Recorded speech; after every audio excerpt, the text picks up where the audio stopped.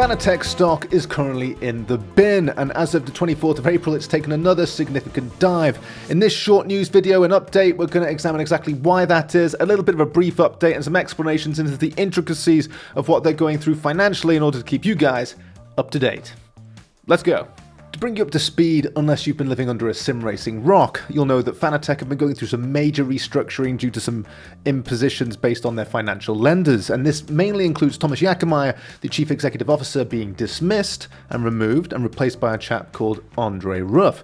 Now, this gentleman has been brought in as the chief restructuring officer and also the new chief executive officer in order to help shepherd Fanatec into a bright new future. Now, his background is mainly in the food sector, and he's acted as a business consultant. Doesn't have a sim racing background, but that's not important because that's not what Fanatec needs. I think Fanatec do make good products. I've got all my Fanatec stuff right here. I enjoy it, but they need to basically restructure internally to improve things. Now, this all sounds like things are on the up and up, yet as of the 24th of April, things took a dive.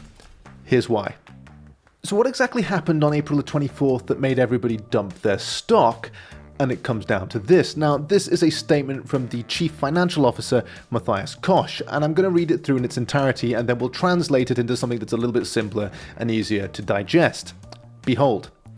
As released by Endor AG, after extending the bridging loans until June the 30th, 2024, the investor process for financial restructuring was initiated. Now, after extending the bridging loans until June the 30th, the executive board of Endor AG initiated a recapitalization process in coordination with the financing banks. Endor AG is in ongoing discussions with investors. Depending on the investors' offers, various options are examined. The investor process is conducted in an open-ended manner, and the board of directors examines an injection of equity capital through capital increases, as well as investor entry using instruments in accordance with the Act on the Stabilization and Restructuring Framework for Companies, STARUG. So what is it about this STARUG, or STARUG, that's got everybody so twitched that they dumped their stock? Now, the STARUG is essentially short for the German phrase, now forgive me, my German watchers, Gesetz über den Stabilisierungs- und Restrukturierungsrahmen für Unternehmen. And this basically stands for, translated into English, the Act on the Stabilization and Restructuring Framework for Businesses. Now, I'm going to leave a link to this in the description below if you wish to peruse this at your leisure. It is quite extensive, but essentially this whole procedure is a German law that was enacted in December of 2020 that is a pre-insolvency rescue procedure. In summary, the STARUG provides a legal framework for distressed companies to restructure their liabilities and navigate financial challenges before formal insolvency proceedings occur.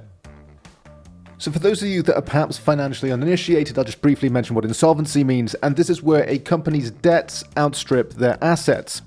In short, what a company owes is much greater than what the company is bringing in or has potential to bring in on the balance sheet. It's a very dangerous position for a company to be in, and it's only a stone's throw away from the company being shut down. It's not shut down just yet, but it's close. Now, again, I'll reiterate, the STARUG is a pre-insolvency procedure in order to try and put that at bay. However, it's still a very dangerous point for Fanatec, and it's going to be very, very telling over the next coming months as to what position they're going to take in the sim racing market.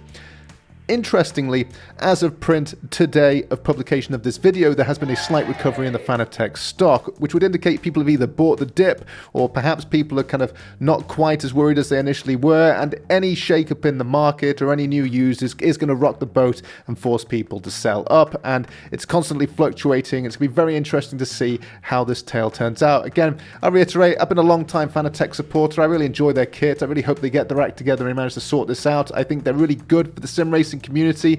Again, I don't think we'd have the sim racing boom and the competition we had today without them. Let me know what you think in the comments below. Do you think this is the beginning of the end? Do you think they have a way out of this hole? Do you think Andre Ruff is going to solve all their problems? And do you think they will be able to pay off all of their debts and rescue the company? As always, keep it to TTR for news and sim racing and all that good stuff. Hit the like button, hit subscribe if you found value, and I'll see you guys very, very soon. Bye for now.